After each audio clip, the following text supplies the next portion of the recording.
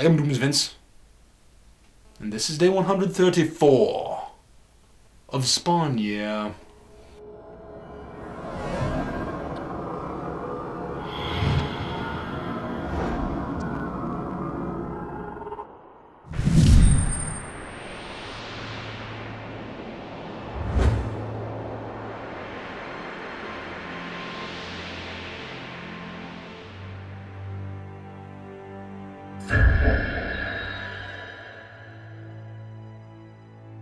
I think I understand why this season's approach to Spawn is so much weaker than the last, besides this new committee of writers. Spawn is left too far in the background. He's supposed to be this mysterious figure we never quite understand, who might be killing with the best of intentions but is making the world hell for those he cares about, as Malebolgia takes more control of him. The season seems to be all about following human characters who are caught in the web of Spawn's actions, and that could be effective, but it's problematic for two reasons. First, we were in Spawn's head last season, and now there's a barrier between us, as he's being more erratic and regressing as a character after an efficient, believable progression to the resolution of his character arc last season. And second, none of these people eating up all the screen time are very interesting.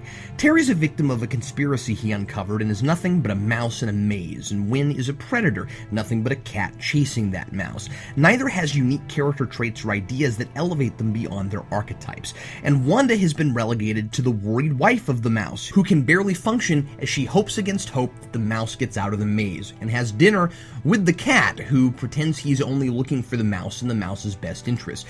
Come on, Wanda, the guy practically purrs, this creepy, growly, guttural thing whenever he talks.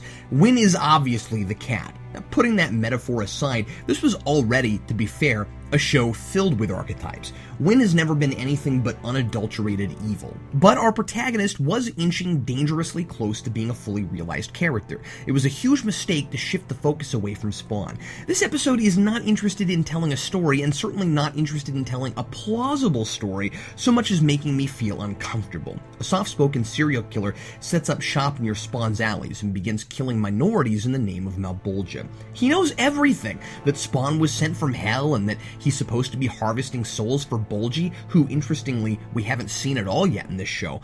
We're never told who this guy is or how he knows any of this. I guess fleshing all that out would have eaten up precious time needed to show Terry running down more flights of stairs.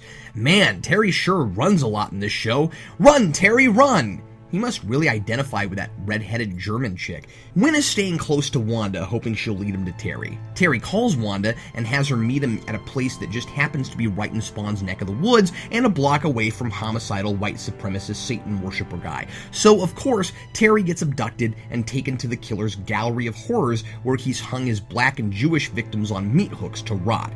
He always apologizes to his victims, saying it isn't their fault they were born this way, but never elaborates further. How did it get like this? He's working for Bolgi for some reason, who wants people to die so he can get their souls, but why specifically is he going after the main groups the KKK and the Nazis were after?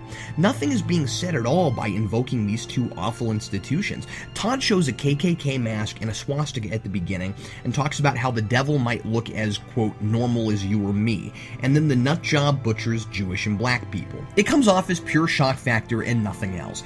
These images evoke an emotional response, are considered symbols of evil, so this guy does what they did because it's evil. But without our understanding his worldview beyond knowing who Malebolgia is, those symbols don't really mean anything and it feels gratuitous. Spawn kills the agents who were spying on Wanda. She drives away, scared of Spawn, when her stalled out car miraculously decides to start up again. Spawn then saves Terry and hangs random Bolgi-loving KKK Nazi dude on one of his own meat hooks after he tells Spawn he was doing Bolgi's work.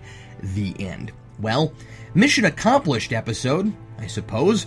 I was certainly uncomfortable and unnerved watching this, but I also didn't care about any of the people involved, and the way Terry was kidnapped is contrived. These are rookie mistakes this show mostly seemed above last season. Once again, it feels a lot like the comics it's based on, and unfortunately, that means something's wrong. Oh, and what's with Wynn having premonitions about the bodies on the meat hooks in his dreams? I wish I still had faith that things like that might pay off and make sense eventually. Huh. So that's why I've been so preoccupied with Lost lately. Signed, Captain Logan.